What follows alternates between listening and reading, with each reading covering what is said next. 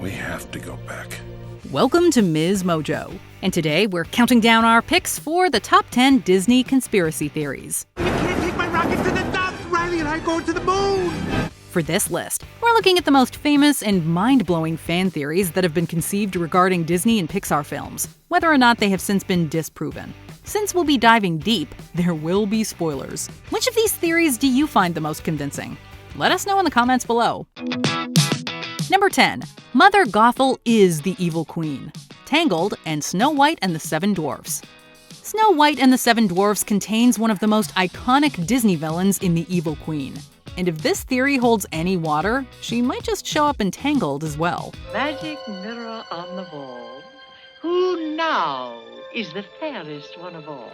The theory posits that both stories take place in southern Germany, and that the events of Tangled occurred over 200 years after Snow White. Gothel also supposedly faked her death at the end of Snow White and lived for centuries thanks to the Golden Flower, eventually leading to the story of Tangled. All good things to those who wait. Furthermore, both characters are vain and obsessed with physical beauty. Both wear a similar style dress, Gothel's dagger resembles the Evil Queen's dagger decor, and their old age appearances are strikingly similar. Coincidence? Number 9. Bing Bong is a monster. Inside Out and Monsters, Inc. Inside Out really knows how to get the tears flowing, like having imaginary friend Bing Bong fade from Riley's memory in the memory dump. It breaks our hearts just talking about it. Take her to the moon for me. Okay? The famous Pixar universe theory posits that every Pixar film takes place within the same universe, and that applies here. According to this surprisingly tantalizing theory, Bing Bong was a monster from Monsters Incorporated who used to make Riley laugh. I went to all of your concerts. Yeah, I blow a mean nose. And for those who don't remember, the ending of Monsters, Inc. saw the titular creature switching from scares to laughter in order to produce more energy. Following this logic, it is possible that Riley based her imaginary friend off of the monster who used to visit her every night. So long, sucker! Number 8. Captain Hook took Ariel's mother's life. Peter Pan and the Little Mermaid franchise. It's quite common for Disney protagonists to be minus a parent or two. Ariel, for instance, is without her mother, as Queen Athena died after meeting a violent band of pirates.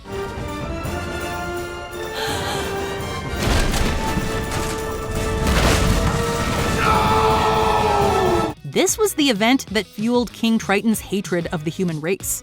A rather tragic theory posits that the pirates responsible for Athena's death were none other than Captain Hook and his mischievous crew. I wonder. It is, however, possible that Hook captured Athena and took her to Neverland, as a mermaid bearing a strong physical resemblance to Athena and Ariel can be seen lounging on a rock. If this is true, it gives us even more reason to hate the one-handed coward.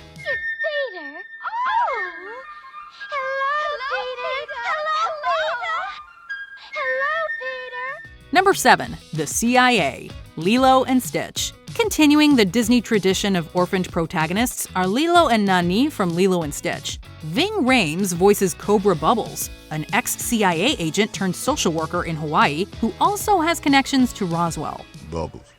Mr. Bubbles. That's a strange. Yes, I know. However, the theory postulates that Cobra is not actually a social worker, but that he has continued life in the CIA. In fact, he supposedly once worked with Lilo and Nani's parents, also CIA agents, and he's there to look after their kids following their deaths. You don't look like a social worker.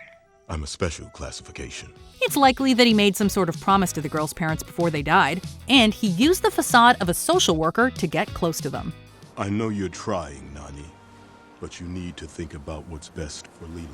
Number 6. Andy's mom is Emily. Toy Story 2. One of the most popular theories in the entire Disney canon regards a new character introduced in Toy Story 2, and maybe an old character as well. In the movie's saddest sequence, Jessie talks about her old owner, Emily. While the two remained close throughout Emily's childhood, Emily eventually outgrew Jessie and gave her up. Every hour spent together lives within my heart. Though it would be a major happenstance, it is possible that Emily is actually Andy's mom. Andy, let's go. Molly's already in her car seat. She'd be the right age, and we never learn her first name. Not only that, but Andy can be seen sporting a Jessie-style hat in the first movie. Could this be a hand-me-down accessory that was once owned by his mother? An accessory she received alongside her cowgirl Jessie doll? Come on, Molly. Oh, you're getting heavy. Number 5. Humanity's Extinction. Cars. This movie is arguably a lesser Pixar effort, but it contains what is also arguably the darkest theory in the canon. Viewers probably noticed a lack of humans in Cars. Was it simply a creative decision to focus on anthropomorphic vehicles, or is there something more sinister hiding under the surface? According to a theory posited by Art Department Coordinator Jay Ward, the Cars simply killed all the humans.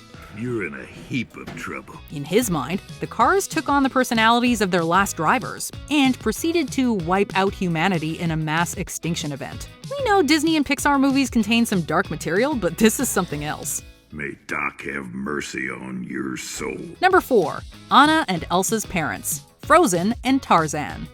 It seems like Tarzan might be connected to many classic Disney films. For example, some people theorize that Jane Porter could be a distant descendant of Belle from Beauty and the Beast. But she won't discover that it's him till chapter 3. Furthermore, it was previously theorized that Tarzan and Anna and Elsa from Frozen were secretly related. As everyone knows, Anna and Elsa's parents died in a shipwreck. But perhaps they survived, washed up on shore, established a small settlement in the jungle, and gave birth to a baby boy.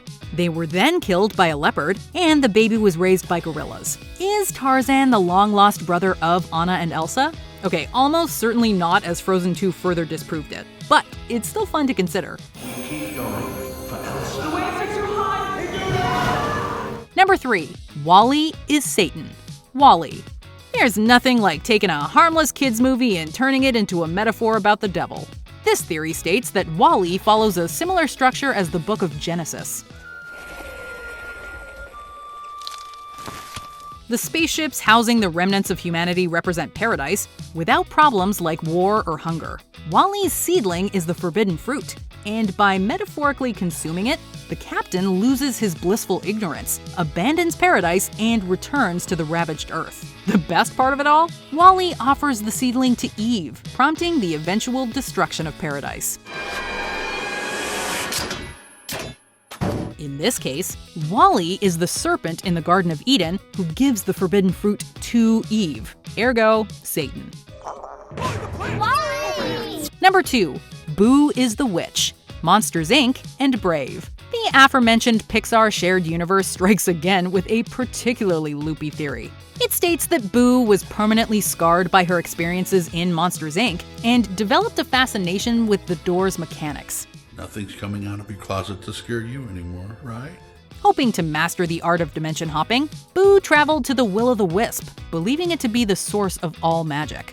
By utilizing its power, she created magic doors that can hop between times and dimensions. She keeps a carving of Sully in her hut, and she inadvertently created Mordu while attempting to replicate her old monster friend. Mordu! In fact, Boo is the instigator of the entire shared universe theory, as the numerous Pixar Easter eggs are actually objects left behind by a dimension-hopping Boo.